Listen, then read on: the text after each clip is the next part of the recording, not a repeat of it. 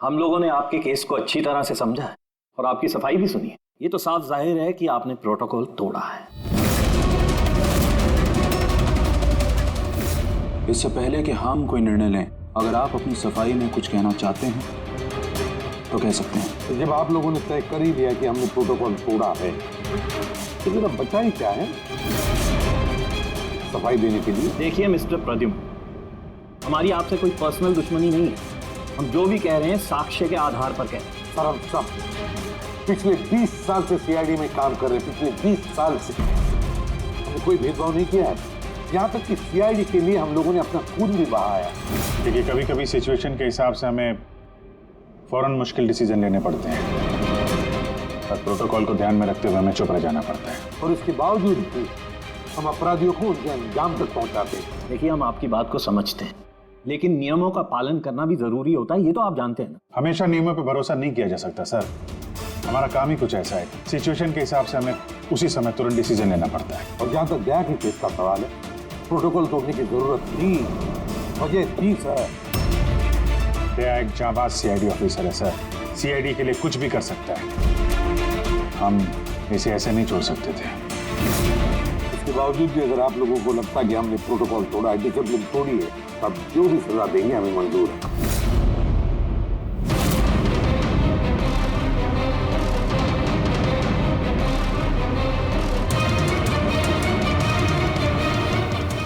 देखिए, हम लोग आपकी बात से सहमत हैं, लेकिन नियम तो आपने तोड़े और नियम तो फॉलो करने के लिए ही होते हैं और आप लोग कानून से ऊंचे नहीं हैं। इसीलिए हम लोगों ने ये फैसला लिया है कि आप लोगों की टीम को तोड़ा नहीं जाएगा, आप लोग कंटिन्यू कर सकते हैं। Thank you. लेकिन आज से आप लोगों को मॉनिटर किया जाएगा। आपके सभी केसेस को एक सुपरवाइजिंग ऑफिसर मॉनिटर करेगी, जिसे हमने नियुक्त किया है।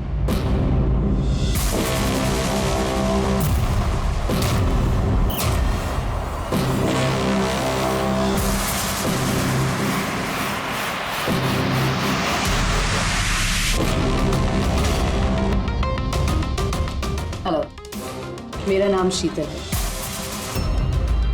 आज से शीतल ही आपको मॉनिटर करेंगे। मॉनिटर करेंगे मतलब ये है कि आपके केसेस की जो भी एक्टिविटी होगी, आज से शीतल हमें बताएंगे और आपके केसेस की सारी जानकारी रखने का पूरा अधिकार है शीतल को। आप लोगों की टीम आगे रहेगी या नहीं रहेगी, ये भी हम शीतल जी की रिपोर्ट आने के बाद ही निर्णय लेंगे। देखिए, आज तक आप लोगों ने जो चाहा वो किया, लेकिन अब सिचुएशन बदल चुकी है। अब से आपको अपने हर केस में शीतल को इन्वॉल्व करना पड़ेगा।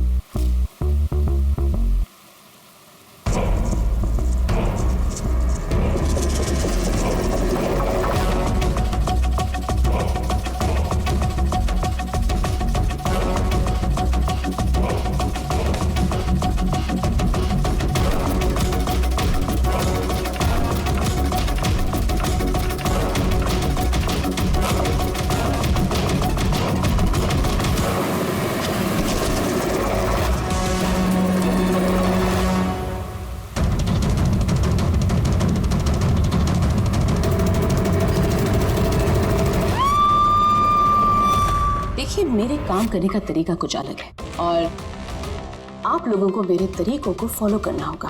कुल मिला के आप ये कहना चाहती है कि अब से आप हमारी बॉस हैं?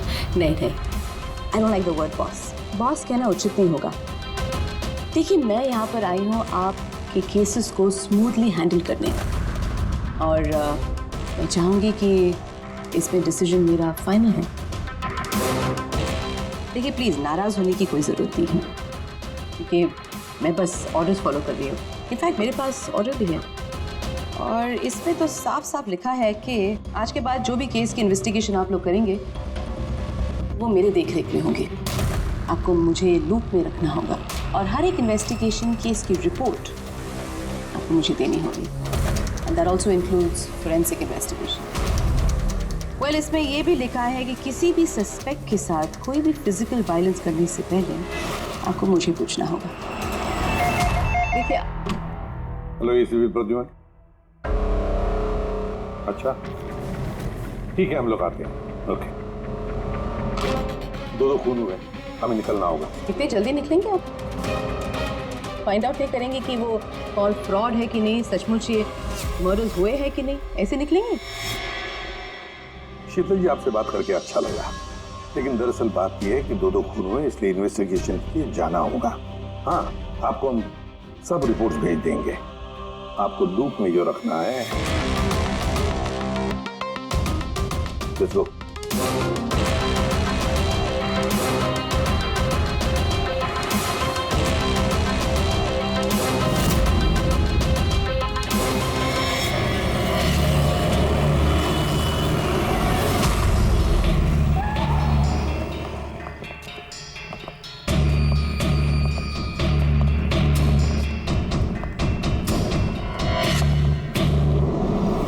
कहाँ हुआ है खून?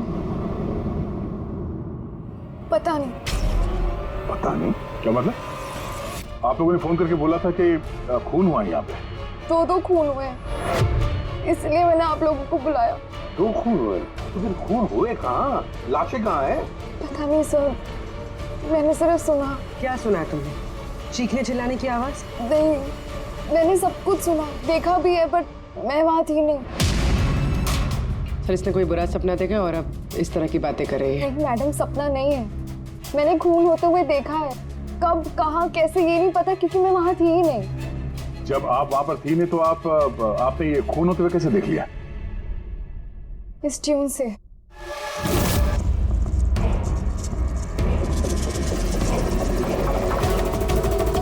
इस बीट में बहुत बारिश हो रही है, आसपास पेड़ है और एक टूटी हुई बोट भी है। ये ड्रम्स पे कोई उस आदमी को घसीट रहा है।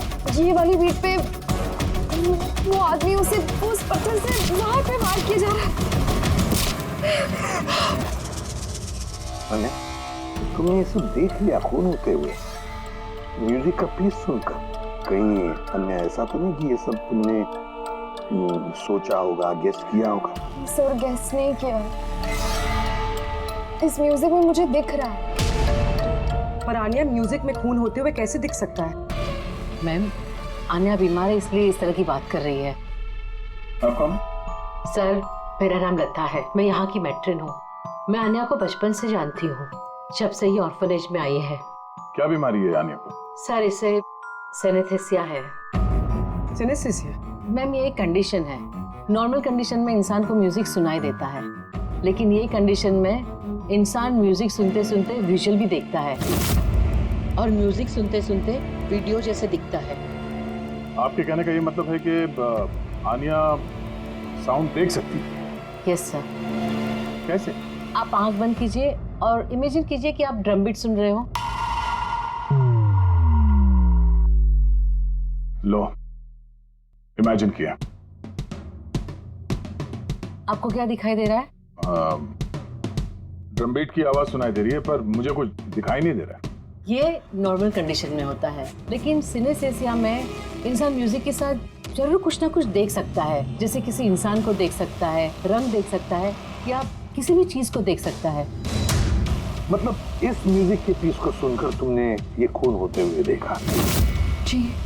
तो मुझे लगता है कि आन्या जो म्यूजिक सुन के देख रही है वो सच में है नहीं, वो उसे विजुअलाइज कर रही है। जैसे हम लोग सर सपना देखते हैं, बट सपने में जो देखते हैं हम उसे विजुअलाइज करने लगते हैं, जबकि वो ऐसा होता नहीं। सर नहीं, सर जो मैं देख रही हूँ वो हकीकत है। जो मैं देख रही हूँ वो बहुत डरावना है, जैसे मैं टीवी पे किसी का मर्डर होते हुए देख रही हूँ। और दो अलग अलग म्यूजिक पे दो अलग अलग खून होते हैं, एक पत्थर से हो रहा है और एक क्रोबार से। अन्या, दूसरे खून के बारे में बता सकती हो? ये खून कहाँ हुआ, उस खून के आसपास क्या है, खूनी कौन है, क्या कर रहा है?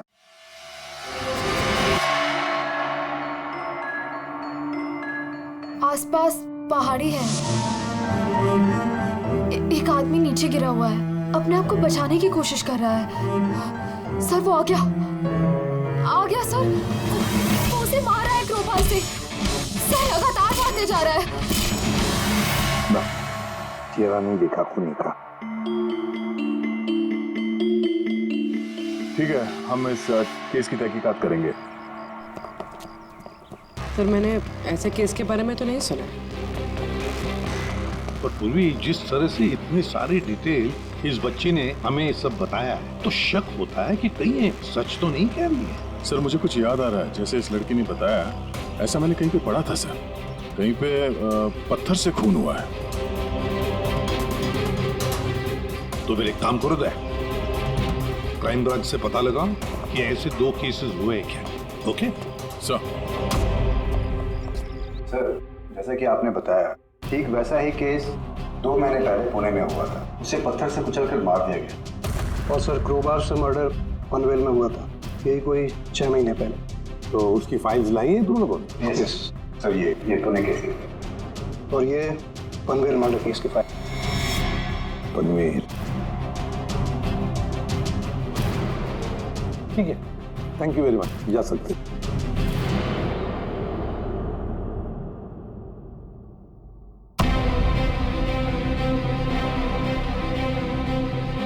मैंने खून होते हुए देखा है। आसपास पेड़ है और एक टूटी हुई बोट भी है। जो विजुअल देखा था ठीक वैसे ही है सर ये फोटो में। मतलब जो आन्या ने बताया वो सब सच है। कमाल है सर, इन दोनों हादसों के बारे में आन्या ने म्यूजिक सुनकर आज विजुलाइज किया, जबकि ये हादसे तो 6 महीने पहले और ये दूसरा तो 2 महीने पहले हो चुका है। ये कैसे हो सकता है? जो लड़की इस क्राइम सीन पे थी भी नहीं, उसने ये सब कुछ विजुअलाइज कैसे किया? सिनेस्थेसिया की वजह से। मैं नहीं मानती। और बाय द वे ये सिनेस्थेसिया है क्या? और इसे डिफाइन करना थोड़ा मुश्किल है, लेकिन मैं कोशिश करता हूँ आपको समझाने की। देखिए होता क्या है कि जब आप किसी खास चीज को सूंघते हैं तो उससे जुड़ी हुई तमाम यादें आपके दिमाग में आने लगती हैं। जैसे कोई खास व्यक्ति, कोई खास जगह, सब कुछ। यूँ समझिए एक तरीके से ये गंध आपकी मेमोरी को ट्रिगर करता है। लेकिन ये सिर्फ सिनेस्थेसिया की कंडीशन में ही होता है। इन केसेस में सुगंध की जगह म्यूजिक ने ले लिया। एग्जैक्टली। अब देखिए अन्या ने एक खास तरीके का म्यूजिक सुना। उस म्यूजिक पीस में एक जगह एक खास किस्म के इंस्ट्रूमेंट से उसे एक पेड़ की याद है, तो उसने एक पेड़ विजुलाइज किया। और दूसरे इंस्ट्रूमेंट में उसे आदमी। एग्जैक्टली।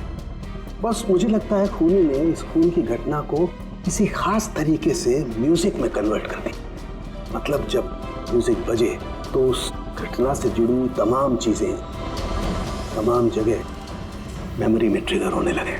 लेकिन ये सब कुछ विजुलाइज वही कर सकता है जिसे सिनेस्थेसिया की बीमारी, और किसी में नहीं। और यही उस ऑर्फनेज की मेट्रन ने भी बताया। आप लोगों को ये सब कुछ अजीब नहीं लगता?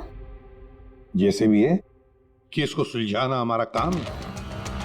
तो हो सकता है इस खूनी को भी ये सिनेस्थेसिया की बीमारी हो और उसने ये म्यूजिक रिकॉर्ड किया होगा, क्योंकि मर्डर और क्राइम सीन के बारे में वही जानता था। लेकिन पता कैसे चलेगा कि ये म्यूजिक कंपोज करके किसने अपलोड किया होगा, और उसे ढूंढेगा कैसे सर? रेडी, इंटरनेट खोलो, देखो इंटरनेट पर ये पर्टिकुलर म्यूजिक पीसेस जो दोनों केस में हैं वो कहीं पर है क्या।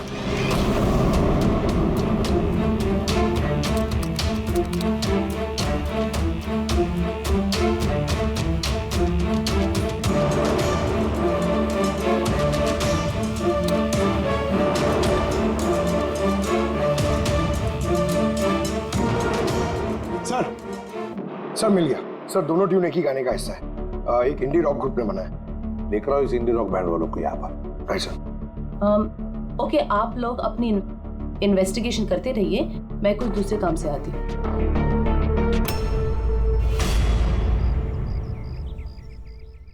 अन्या, मेरा नाम शीतल है। मुझे आपसे कुछ बातें करनी थी, क्या हम बात कर सकते हैं? आन्या, देखो आन्या, आई प्रॉमिस ज्यादा वक्त नहीं लूंगी, सिर्फ 5 मिनट।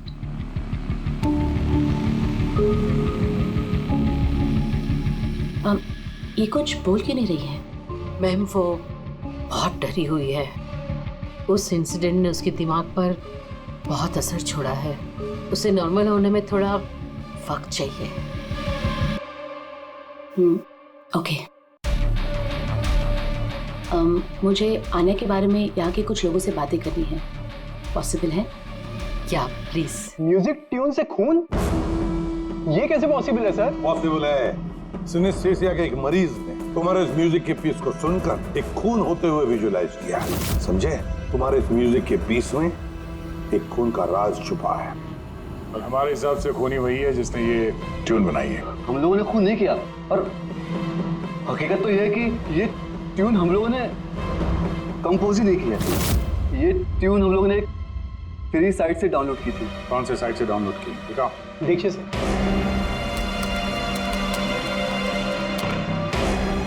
ये देखिए सर। सर ये ट्यून हमें पसंद है, इसलिए हमने डाउनलोड करके अपने गाने में डाल दी। किसने अपलोड की थी ये ट्यून उस साइट पर? सर ये गुमनाम है, एनोनिमस। एनोनिमस। हमें इस एनोनिमस को ढूंढना है। मैम ये हमारा स्टाफ है। ये है पूजा, ये है रमेश, ये आरती है। वैसे तो एनजीओ में काम करती है, लेकिन अक्सर हमारे ऑर्फेनेज में आती जाती रहती है। आपसे कुछ बातें करनी थी एक्चुअली आन्या के बारे में। क्या आप लोग मुझे आन्या के बारे में कुछ बता सकते हैं? जैसे कि वो कहाँ से आई, कब आई, और ओवरऑल ऑर्फेनेज में आन्या का बर्ताव कैसा है? आन्या बड़ी ही अजीब लड़की है, हमेशा डिस्टर्ब रहती है। वो यहाँ कब आई? बचपन से ही, लेकिन उसे अलग अलग 2 बार लोगों ने अडॉप्ट किया, और पता नहीं क्यों कुछ दिन रखने के बाद उसे वापस यहाँ पे आके छोड़ दिया। क्यों? कोई वजह? उसके बुरे बर्ताव की वजह से, उसके वक्त में वक्त झगड़ा करने की वजह से, बात बात में वायलेंट हो जाती थी। बस ये उसकी आदत बचपन ही से थी। क्या बकवास कर रहे तुम? अन्य ऐसी नहीं है मैडम, ये सब गलत बोल रहा है। मैम सच में मैं यहाँ अक्सर आती जाती रहती हूँ, मैंने कभी भी आन्या को ऐसे बिहेव करते हुए नहीं देखा है। ये सब गलत बोल रहा है, तो फिर सही बात क्या है? सच तो ये है मैडम, अन्या का बचपन बहुत ही मुश्किलों में बीता है। हाँ, इन सब चीज़ों की वजह से कभी कभी वो अजीब बर्ताव कर देती है। अजीब बर्ताव नहीं मैम, यूँ समझ लीजिए अगर आन्या को किसी ने क्रॉस किया तो उसके साथ दुर्घटना होना तय है। अभी पिछले महीने ऑर्फनेज के बच्चों के साथ क्या हुआ याद नहीं है क्या? क्या बकवास कर रहे हो? क्या हुआ बताओ? मैम पिछले महीने एक बच्चे को फूड पॉइजन हो गया था, और उसी दिन उसका झगड़ा आन्या के साथ हुआ था। अच्छा, तो तुम्हारा कहने का मतलब है कि वो अन्या ने किया? हाँ। सोच समझ कर बात करो रमेश, बहुत ही गंभीर आरोप लगा रहे हो अन्या पर तुम। मेट्रन, आन्या को ऑर्फनेज से 2 फैमिलीज ने अडॉप्ट किया, लेकिन उसे वापस कर दिया। इसके पीछे कोई तो वजह होगी। शायद आन्या में ही कोई खामी हो, कोई गलती हो। I don't agree. Anyway, Aanya के बारे में ऐसी कोई फाइल है जिसमें उसमें सारी डिटेल्स हो? क्या मैं उसे देख सकती हूँ? या श्योर।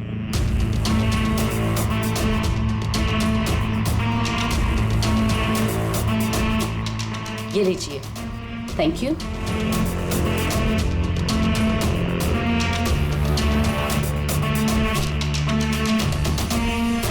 अब थैंक यू मेट्रन, लेकिन मुझे अभी इस वक्त निकलना होगा। क्या मैं आपको ये फाइल थोड़ी देर बाद वापस कर दूं, चलेगा? जी।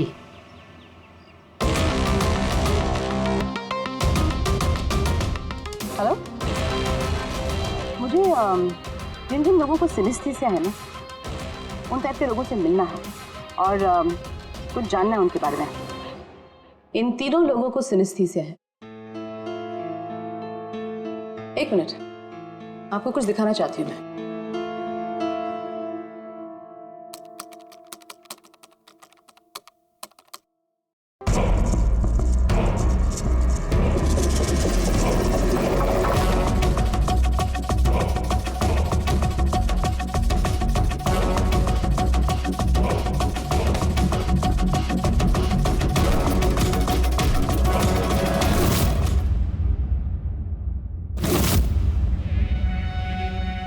अब आप बताइए, आपने इस ट्यून को सुन के क्या विजुलाइज किया?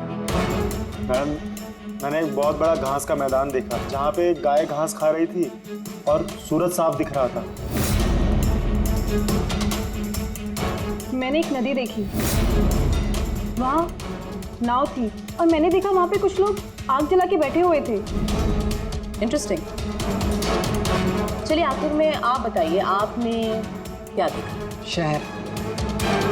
शहर देखा मैंने, एक भीड़ भाड़ वाला इलाका और ऊंची ऊंची बिल्डिंगें थी और उसके ऊपर विज्ञापनों के लाइट्स लगे हुए। इंटरेस्टिंग। 3 different interpretations. अच्छा है, आपने देख भी लिया और खुद अपने कानों से सुन भी लिया। 3 लोग जिन्हें सिनेस्थीसिया है उन्होंने वही ट्यून सुनी, लेकिन 3 अलग विजुअल्स देखे। और आन्या ने इसी म्यूजिक पे खून होते हुए देखा है। एग्जैक्टली। दुनिया में ऐसा एक ही शख्स है जो इस म्यूजिक ट्यून को खून पे इंटरप्रेट करे। कौन? खुद खूनी, और वो खूनी और कोई नहीं, आन्या। ये आप क्या कह रही थी? आन्या बेगुनाह है। देखिए एसीपी साहब, केस सबूत पे सॉल्व होता है, भावनाओं पे नहीं, और मैं भावनाओं में बहने की गलती नहीं करती। मैं ऑर्फनेज गई थी और वहां जाकर पता चला कि आन्या को 2 फैमिलीज ने अडॉप्ट किया था, लेकिन बस कुछ ही दिनों बाद उन दोनों फैमिलीज ने आन्या को वापस ऑर्फनेज छोड़ दिया। और वो 2 लोग वही थे जिसका मर्डर हुआ, जिसने आन्या को अडॉप्ट किया।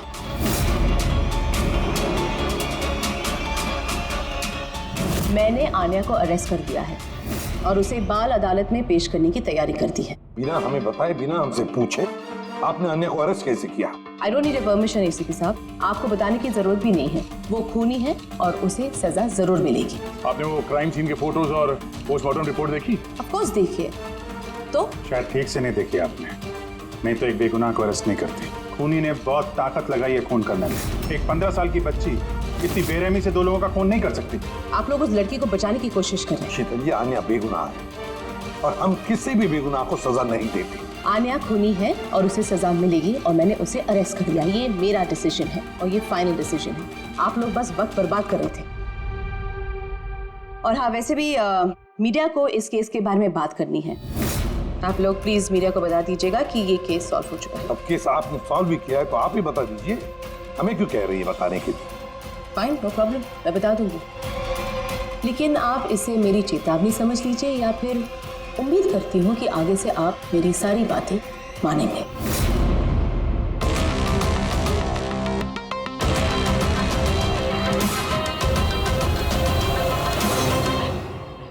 आप लोगों को जानकर बहुत खुशी होगी कि ये केस सॉल्व हो चुका है। मैम, कौन है खूनी? खूनी एक 16 साल की लड़की है जिसका नाम आन्या है।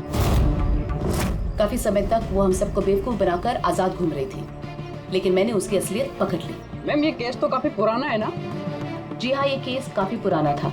इनफैक्ट काफी समय तक क्राइम ब्रांच के ठंडे बस्ते में पड़ा था, लेकिन सीआईडी ने जैसे टेक ओवर कर लिया, 24 घंटे में केस सॉल्व्ड। तो मैम, आप भी सीआईडी टीम का हिस्सा है? जी हाँ, मैंने अभी सीआईडी टीम ज्वाइन किया है एज ए सुपरवाइजर, और ज्वाइन करते ही एक दिन में केस सॉल्व हो गया। अगर ये केस काफी समय से ठंडे बस्ते में था तो सीआईडी ने पहले क्यों नहीं टेक ओवर किया इस पर? क्योंकि इस टीम में पहले मैं नहीं थी ना, इसीलिए।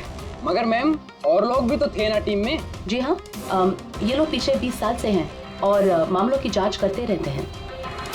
लेकिन क्या है ना, वो कभी कभी भावुक हो जाते हैं, और किसी भी केस में भावुक होना मतलब इन्वेस्टिगेशन में रुकावट। इन्वेस्टिगेशन के लिए सिर्फ लॉजिक की जरूरत है, जो मैंने यूज की, और केस सॉल्व हो गया। एक minute,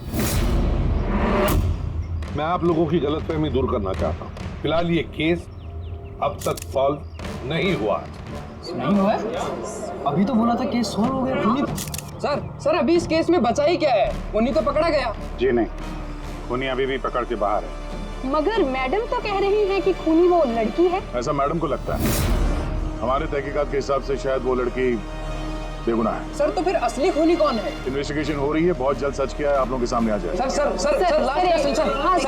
I am sorry, no more questions, वक्त नहीं है। Thank you so much for coming. Thank you. आप लोगों की हिम्मत कैसी हुई मीडिया के सामने मेरी इंसल्ट करने की?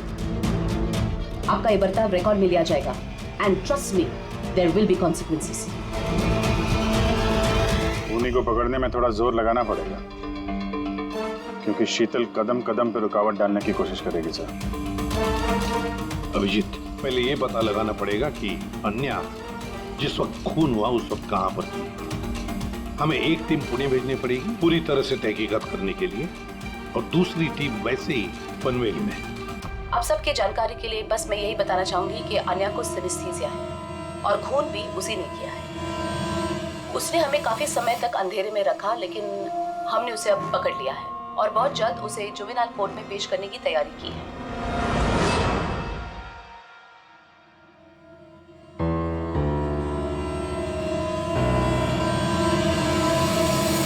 ये 23 फरवरी को शाम के 4 और 7 बजे के बीच अन्या कहाँ पर थी? यूजुअली बच्चे शाम को बाहर निकलते हैं खेलने के लिए और 9 बजे तक अंदर आ जाते हैं। तो क्या अन्या ऑर्फनेज में थी या कहीं बाहर गई थी? नहीं सर, अन्या ऑर्फनेज में ही थी, कहीं बाहर नहीं गई थी। ये आप इतने यकीन के साथ कैसे कह सकती है? इसलिए कह सकती हूँ क्योंकि मेरी इजाजत के बिना कोई भी बच्चा बाहर नहीं जा सकता। मगर कभी कभी अन्या कई घंटों के लिए ऑर्फनेज से गायब रहती थी, वो भी तो बताओ इनको। सर ये झूठ बोल रहा है क्योंकि ये अन्या से जलता है।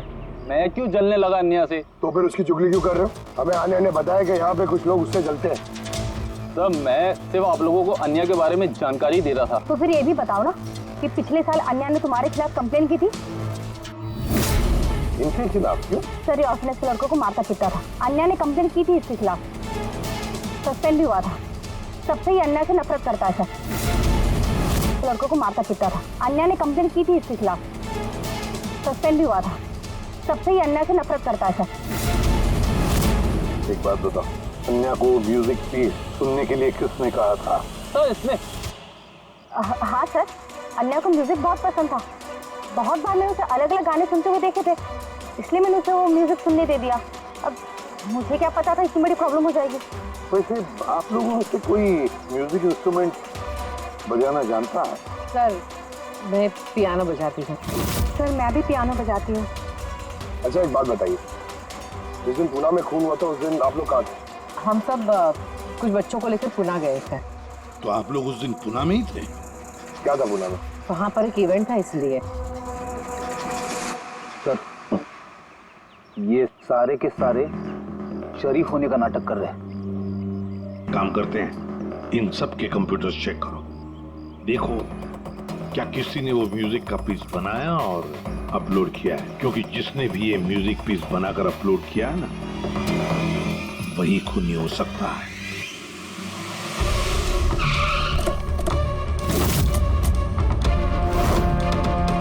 ये लड़की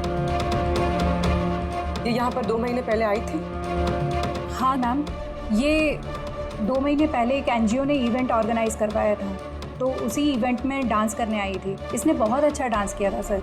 she is a very talented girl. और उसी दिन यहाँ आसपास एक खून भी हुआ था। खून तो हुआ था सर, लेकिन जिस जगह पे खून हुआ था वो यहाँ से लगभग 1 घंटे की दूरी पे है। और ये इवेंट उस दिन कितने बजे शुरू हुआ था? 5 बजे शुरू हुआ था और रात करीब 8 बजे खत्म हुआ था सर। अच्छा आप लोग को याद है ये लड़की पूरा समय इवेंट पे ही थी या कुछ समय के लिए गायब भी हुई थी? ये लड़की 6 बजे स्टेज पे आई थी और इवेंट खत्म होने तक स्टेज पे ही थी।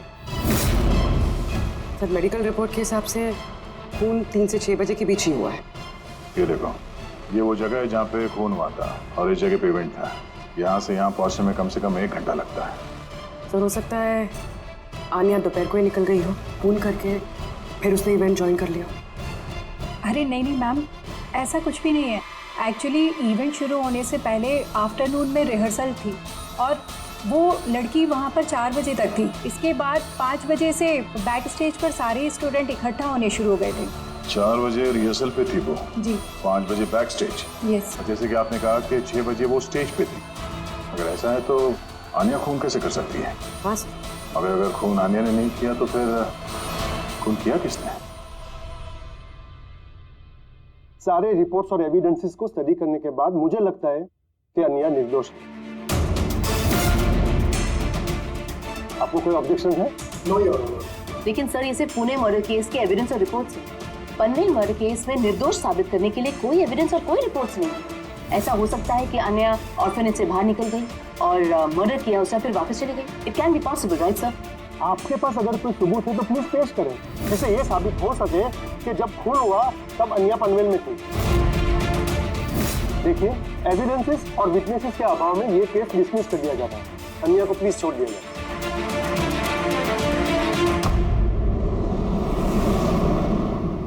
हाँ फारूकी, क्या पता चला? हाँ बॉस समझ लो, इस केस की चाबी मिल गई। और शीतल ने डेमोन्स्ट्रेट करके बताया था कि सिनेस्थीसिया के 2 अलग अलग मरीज एक ही जैसा म्यूजिक सुनने के बाद अलग अलग तरीके से इंटरप्रेट करते हैं। हाँ बॉस, मैंने अपने दोस्त से जानकारी की जो इस मामले का एक्सपर्ट है।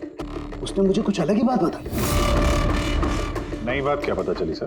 ऐसे 2 मरीज जो सिनेस्थीसिया के ही पेशेंट हैं, एक जैसा म्यूजिक सुनने के बाद भी एक जैसा रिएक्ट करते हैं। ये हो कैसे सकता है सर? हो सकता है पूर्वी, अगर 2 मरीजों के बीच में खून का रिश्ता हो तो हो सकता है। बस शीतल ने जो बताया वो भी सही था, लेकिन पूरी तरह से सच नहीं था। कुछ रेयर केसेस में ऐसा भी होता है जैसा मेरे दोस्त ने बताया। हाँ, मगर दोनों मरीज एक ही परिवार के हो तो चाचा, ताऊ या भाई भी हो सकते हैं। नहीं, इमीडिएट फैमिली मेंबर ही होना चाहिए, जैसे माँ बाप, भाई बहन। वो क्यों? ऐसा इसलिए फ्रेडी क्योंकि एक जेनेटिक बीमारी है। बस मैंने मेडिकल जर्नल में से कुछ आर्टिकल्स निकाले, आइए आपको दिखाता हूँ। और भी कोई है जो अन्या जैसे उन दोनों ट्यूब्स के ऊपर वैसा ही विजुअल देखता है जो अन्या देखती है? मैं आप लोगों का कैसे शुक्रिया अदा करूं? आप लोगों ने मुझे जेल जाने से बचा लिया। हमने सिर्फ वही किया जो हमारी ड्यूटी है, गुनहगारों को सलाखों के पीछे और बेगुनाहों को आजादी। और गुनहगार है कौन? तुम्हारा कोई रिश्तेदार। मेरा फैमिली मेंबर? अन्या, जो कि जिस तरह के विजुअल्स तुम्हें आ रहे हैं उस तरह के विजुअल्स उसी को आ सकते हैं जिसके साथ तुम्हारा खून का रिश्ता हो, और उसी ने ये इस तरह का म्यूजिक बनाया। पर सर, मेरा फैमिली मेंबर कैसे हो सकता है? मैं तो अनाथ हूँ ना। है कोई जिसे तुम नहीं जानती? तो जानना भी नहीं चाहती। बचपन से मेरा सपना था कि मेरे परिवार वाले आएंगे और मुझे अपना के लेके जाएंगे, हम खुशी खुशी साथ रहेंगे। और अब आप लोग बोल रहे हो वो कोई खूनी है। हम तुम्हें बस वही बता रहे हैं जो हकीकत है। सर, ये आनिया के नाम का पैकेज आया, दरवाजे के बाहर रखा था।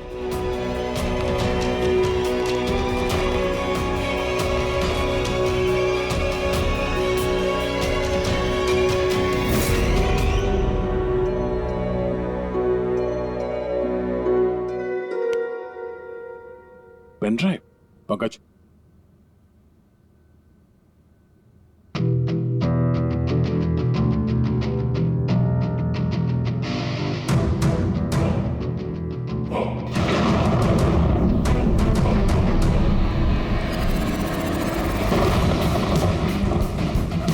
मुझे घर दिखाई दे रहा है, बहुत बिजली खड़क रही है, कोई औरत घर के अंदर भाग रही है और एक झूला भी है वहां।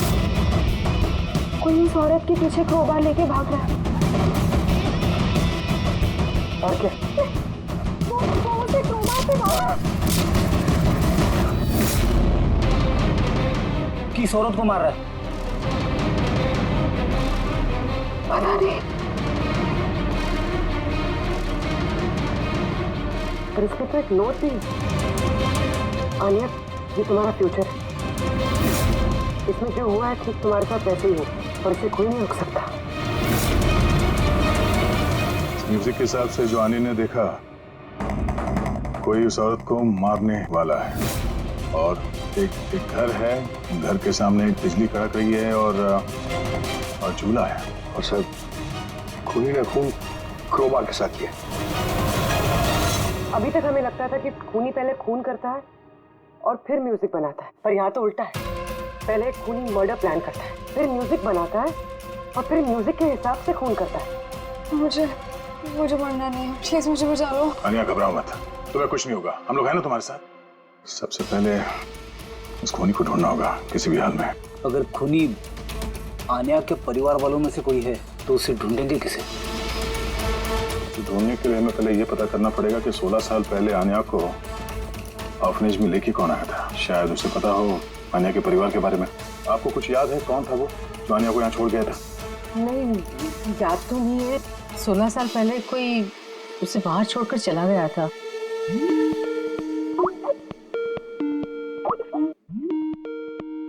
शीतल जी का फोन, वीडियो कॉल कर रही है। हेलो। मैंने बस यही बताने के लिए आपको फोन किया कि वो लड़की खूनी है। वक्त बर्बाद मत कीजिए और प्लीज उसे गिरफ्तार कर दीजिए। शीतल जी, कोर्ट ने फैसला सुना दिया और कोर्ट का फैसला क्या है वो आपने भी सुना। इस कोर्ट के चक्कर में आप वक्त बर्बाद कर रहे हैं। प्लीज, आप लोग गलत हैं और आपको ये बात मान लेनी चाहिए। सर, ये वही घर है। भाई घर? कौन सा घर? मैंने जो अभी देखा ना, वो जहाँ खून होने वाला है, वो पेड़, झूला, वो यही था सर। वो किस जगह की बात कर रही है लड़की? शीतल जी, इस वक्त आप कहाँ पर हैं? मैं इस वक्त अपने घर के बाहर हूँ। और कौन? आपकी जान को खतरा है। क्या बात कर रहे हैं आप ऑफिसर? मेरी जान को खतरा है? मुझे कौन मारेगा? देखिए शीतल जी, खूनी ने आपको मारने के लिए म्यूजिक कंपोज किया है, जिसे उसने हमें भेजा है, और उस म्यूजिक के हिसाब से आपके घर की लोकेशन। क्या बच्चों जैसी बातें कर रहे हैं आप ऑफिसर? मुझे डराने के लिए आप सब कह रहे हैं ना? और प्लीज, मैं डरने वाली नहीं हूँ। और ये सब आप इसीलिए कह रहे हैं क्योंकि मैं आपके केस के खिलाफ हूँ ना? शीतल जी, इसके बारे में हम बाद में भी बात कर सकते हैं। मेरी बात ध्यान से सुनिए। आप अभी इमीडिएटली घर के अंदर जाइए, खिड़की दरवाजे सब अंदर से बंद कीजिए, और जब तक हम लोग वहाँ पे नहीं पहुँचते, आप प्लीज किसी के लिए दरवाजा मत खोलिएगा। मतलब? मैं आपको बाद में समझाता हूँ। अभी मैंने आपसे जो कहा वो कीजिए, प्लीज जल्दी।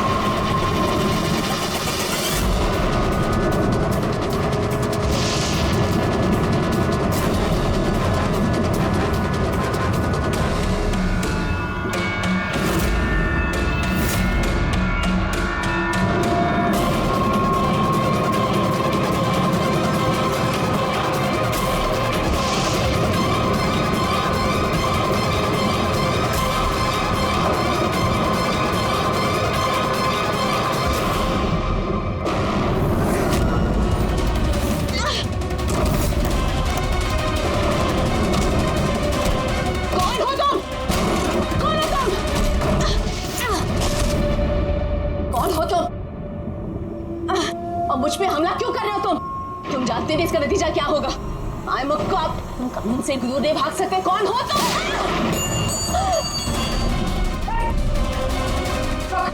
शीतल जी, आप ठीक है? आम क्या सर?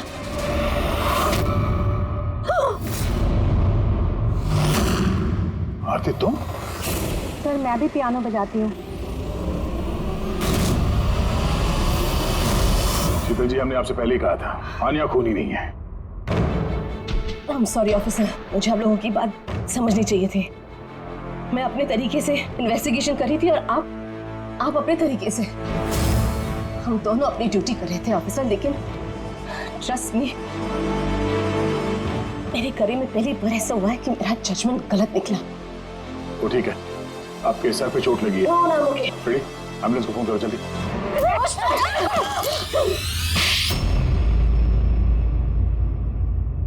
शीतल जी पे हमला क्यों किया तुमने? अपनी बेटी को बचाने के लिए। कौन सी बेटी को बचाने? आन्या को। आन्या मेरी बेटी है।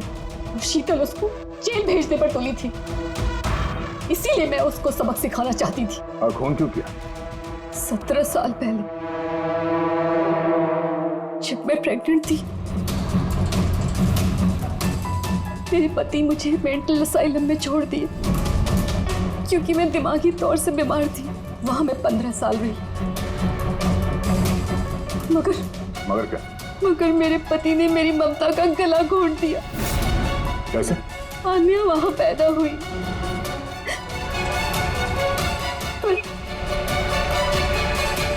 से मुझसे छीन लिया गया। 15 साल बाद जब मैं बाहर आई तो मुझे पता चला कि मेरे पति मर चुके हैं, पर आन्या कहाँ है मुझे कुछ पता नहीं था। वो जिंदा भी है या नहीं ये भी मैं नहीं जानती थी। मैंने कई ऑर्फनेज में ढूंढने की कोशिश की उसे, पर वो कहीं नहीं मिली। आन्या के बारे में कैसे पता चला तुम्हें? 6 महीने पहले जब मैं इस ऑर्फनेज में आई तो मुझे आन्या की केस फाइल मिली।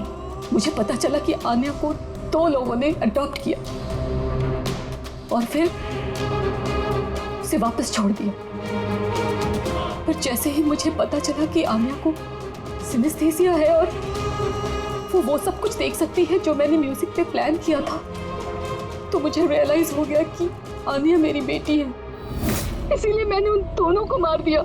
मुझे उन लोगों से नफरत है जो अनाथ बच्चों को अडॉप्ट करते हैं और फिर वापस उन्हें छोड़ देते हैं। मैं आन्या को मिलकर सब कुछ बता देना चाहती थी, लेकिन आप लोगों की तहकीकात की वजह से मैं रुक गई, क्योंकि मुझे लगा कि आप लोग आन्या पे शक करेंगे। इसीलिए मैंने लेटर भेजकर आप लोगों का ध्यान दूसरी तरफ मोड़ने की कोशिश की, लेकिन आप लोगों ने मेरे प्लान को चौपट कर दिया। जिस बेटी को पाने के लिए तुमने 2 लोगों को जान से मार दिया, अब जिंदगी भर उस बेटी से दूर रहना पड़ेगा तुम्हें, सलाखों के पीछे काल कोठरी में।